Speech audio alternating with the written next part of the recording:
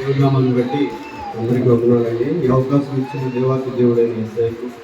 అవకాశం ఇచ్చయ్య గారికి వందనాలు. యేసు ప్రభు వారు నరవ రూపంలో ఉన్నప్పుడు, నరావతారిగా ఉన్నప్పుడు 23.5 సంవత్సరాలు ఈ లోకంలో జీవించి మనిషిగా మనకులాగే బ్రతికి మానవ రూపేణ ఏ విధంగా మనిషి ఎలా జీవిస్తారో జీవించి దేవాతి దేవుడు తనకు అప్పగించిన, యేసు ప్రభు వారికి అప్పగించిన బాధ్యతను నెరవేర్చే సమయము, ఆఖరి సమయంలో ఆయన మనిషిగా జీవించిన బ్రతుకు దినముల తర్వాత ఆయన చివరిగా సిలువ వేయబడిన సమయంలో ఆ సిలువ మీద దేవుడు పలికిన మొదటి మాటగా, యేసు తండ్రి వీరేమి చేయించున్నారో వీరెరుగరు కనుక వీరిని క్షమించమని చెప్పాను. అప్పటి వరకు యేసు ప్రభు వారిని సిలువలు మనం బైబిల్లో చూసినట్లయితే నిన్నటి ఈరోజు మొదలు తెల్లవారుజామున యేసు ప్రభు వారు కొండ మీద ఏకాంత ప్రార్థనగా ప్రార్థిస్తున్నప్పుడు నైట్ అంతా ఉపవాసం నుండి ప్రార్థించి శిష్యులతో కూడా ప్రార్థనలో ఏకీభవింపజేసి ఈ దినమందు అంటే మన బైబిల్లో చూసినట్లు నిన్నటి రాత్రి యేసు ప్రభు వారు ఉపవాసం ఉండి ఈరోజు జరిగే ఈ సిలువ బలియాగానికి సిద్ధపడుతూ ఆయన మన ఆత్మను శరీరాన్ని సిద్ధపరచుకొని ఈరోజు తెల్లవారుజామున ఒక బందిపోటి దొంగలాగా సైనికులతో ఎవరైతే క్రూర ఇక చెప్పుకోలేని లేకపోతే చెప్పశక్యం కానీ పాపం కానీ హత్య కానీ ఘోరమైన ఇక మరణశిక్షకు సరిపడా ఏదైతే క్రియ జరిగించిన వారిని ఏ విధంగా అయితే పట్టుకుంటారో అలాగే యేసు ప్రభు వారిని సైనికులంతా వెళ్ళి ఆ కొండ మీద ప్రార్థన చేస్తున్నప్పుడు, ఏకాంతంగా ప్రార్థనలో ఉన్నప్పుడు దేవుడు వారిని పట్టుకొని ఈరోజు ఉదయం మొదలుకొని పిలాతు దగ్గరకు తీసుకువెళ్ళి అక్కడ విచారణ చేయించి, పిలాతు కూడా నాకు ఈ వ్యక్తిలో ఎటువంటి పాపం కనిపించలేదు, నేను ఈ వ్యక్తిని నేను శిక్షించను అని చెప్పి పిలాతు గారు తీర్పిచ్చినప్పటికీ ఆ పరిసయ్యులు, ఆ సమయంలో ఉన్న పరిసయ్యులు పెద్దలందరూ కూడా లేదు ఆ మనిషిని తప్పకుండా శిక్షించాలి, మరణశిక్ష వేయాలని ఆ పరిసయ్యులందరూ కోరినప్పుడు నాకు ఈ మనిషిని ఎటువంటి పాపం కనిపించలేదు, నేను శిక్షను అమలు చేయడానికి అర్హుడను కాను అని పిలాతు గారు ఆయన చేతులు పెట్టుకొని ఈ శిక్షకు నాకు ఎటువంటి సంబంధం లేదని వదిలేసినప్పుడు వెంటనే మళ్ళా యేసు ప్రభు వారిని హేరోదు దగ్గరికి తీసుకెళ్ళి అక్కడ విచారించి కంపల్సరిగా ఈ మనిషిలో ఏ పాపం కనిపించిందమ్మా, మీకు ఏం పాపం చేశారు ఈ వ్యక్తి అని వాళ్ళంతా పరిశీలిని పెద్దలందరినీ అడిగినప్పుడు ఈ యేసు అనే వ్యక్తి మత ప్రచారణ చేసి నేనే అన్నీ చేయగలను, నాకు సర్వాధికారం కలదు అని చెప్పి అనే మత మార్పుని ఈ విధంగా ఆయన మనుషులందరినీ రెచ్చగొట్టే విధంగా మాట్లాడుతున్నారండి. ఈ విధంగా మనుషులందరినీ పురుగొల్పే విధంగా ఆయన మాట్లాడిన మాటలన్నీ ఉన్నాయి.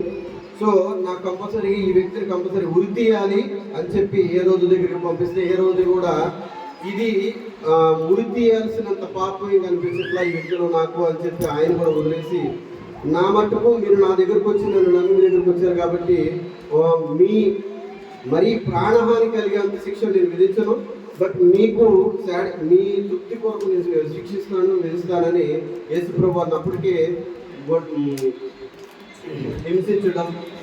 తిట్టడం, గుడ్లు ఆ విధంగా చేసిన తర్వాత మళ్ళీ పిలాతు దగ్గరికి తీసుకొచ్చిన తర్వాత ఆ శ్రమలన్నీ అనుభవించిన తర్వాత ఏ విధంగా అంటే గుద్దటం కానీ, ముఖం మీద ఉమ్మి వేయటం కానీ, ఆయన వస్త్రాలన్నీ చింపివేయటం కానీ, నడి వీధుల్లో ఆయన్ని ఒక భారమైన సిలువ ద్వారా మోయించడం కానీ, ఈ విధమైన పాపాలన్నీ,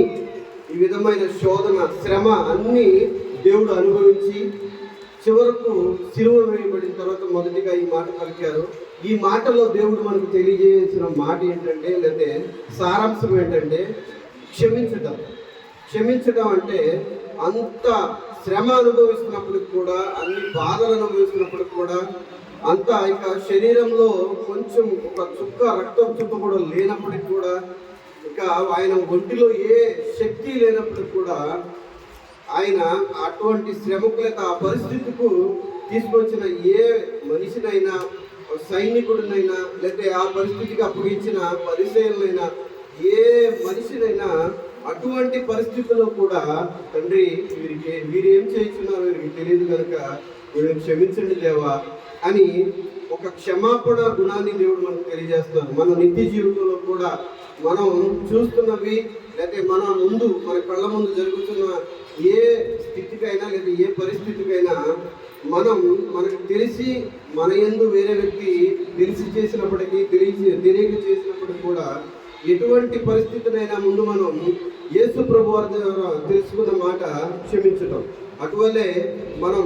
ఒకరినొకరు క్షమించుకుంటూ దేవుని యొక్క ప్రేమను దేవుని యొక్క క్షమించే తత్వాన్ని మనం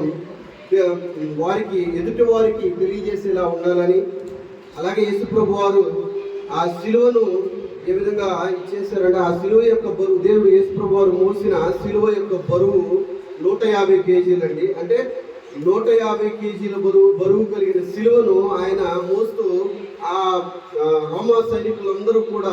ఆ వీధిలో తిప్పారండి. యేసు ప్రభు వారు ఆ 150 కేజీల బరువును ఒక్కసారి మధ్యలో తీశారు. తర్వాత మరలా ఆయన మోయలేక మరలా యేసు ప్రభు వారికి అప్పించారు. ఆ 150 కేజీల బరువు కలిగిన శిలువను నీ కొరకు నా కొరకు ఆయన మోసారు. అట్లాగే యేసు ప్రభు వారి చేతుల్లో దించబడిన మేకులు 8 అడుగులు 8 ఫీట్ అంటే 8 అంగుళాలు ఉంటుంది ఆ మేకు. ఆ మేకు లోపలికి యేసు ప్రభు వారి కాళ్ళల్లో చేతుల్లో చేశారు. అట్లాగే యేసు ప్రభు వారు మొత్తం ఆయన చిందించిన రక్తం నీ కొరకు నా కొరకు ఆయన శిలువలో చిందించిన రక్తం 6.5 లీటర్లు. ఒక మనిషి శరీరంలో ఉన్న రక్తంలో 6.5 లీటర్ల రక్తాన్ని దేవుడు ఆ శిలువ మ్రానుపై మన కొరకు కాచారండి. అట్లాగే దేవుడు నీ కొరకు నా కొరకు నీ పాపాల కొరకు నా పాపాల కొరకు శరీరం మీద 5480 గాయాలు, అవి కొరడాలతోనే కానీ ముళ్ళ కిరీటం ద్వారా కానీ పిడుగుద్దుల ద్వారా కానీ ఏ విధమైన గాయమైన మన శరీరం మీద లేదా యేసు ప్రభు వారి శరీరం మీద కనిపించిన గాయాలు 5480 గాయాలండి. అట్లాగే వీపు పైన తీవ్ర గాయాలు, అంటే ఒక కొరడాకి చివర పెద్ద మేకులులాగా అంటే చేల్చడానికి వీలుగా తయారు చేయబడిన ఒక కొరడా ద్వారా యేసుప్రభు వారిని వీపు మీద కొట్టి అట్లా లాగితే ఆయన యేసుప్రభు వారి చర్మం అనేది చీల్చుకుంటూ వచ్చేసింది. అక్కడ వీపు పైన కొట్టిన దెబ్బలు 150 దెబ్బలు. సో ఇన్ని శ్రమలు అనుభవించినప్పటికి కూడా, ఇన్ని బాధలు అనుభవించినప్పటికి కూడా ముఖము మీద గుమ్ము వేయించబడి తుడుచుకొని అన్ని అవమానాలు భరించినప్పటికి కూడా ఏ పరిస్థితినైనా దేవుడు ఆయన ఇప్పుడు నేను ఈ శ్రమ అనుభవించకపోతే పాపం లేక సర్వ మానవాళి అనేది పాపము నుండి విముక్తి పొందదు. సో కంపల్సరీగా ఈ శ్రమ నేను అనుభవిస్తేనే నా రక్తం ద్వారా ఈ పాపాలని నేను కడుక్కుంటేనే లేక కడిగితేనే సర్వమానవాళి రేపు పరలోకంలో చేరతారు. సో దీని ద్వారా ఈ పాప పరిహారార్థం నేను చెల్లించాలి అని దేవుడు ఈ మాట ద్వారా మనకు తెలియజేస్తారు. అటువలే దేవుడు మొదటి మాటలో క్షమించే గుణాన్ని మనకు తెలియజేశారు. అటువలే మనం మన తోటి వారితో మన ఇరుగుపొడి వారితో ఉన్న దేవుని ప్రేమను మనం కలిగి ఉన్నప్పటికీ దేవుని బిడ్డలంగా మనం ఉన్నాము కాబట్టి దేవుని ప్రేమను పంచేవారంగా, దేవుని క్షమాగుణాన్ని పంచేవారంగా, మనలో క్రీస్తుని చూపించే వారంగా ఉండాలని కొద్ది మాటలు దేవుడు దీవించును గాక.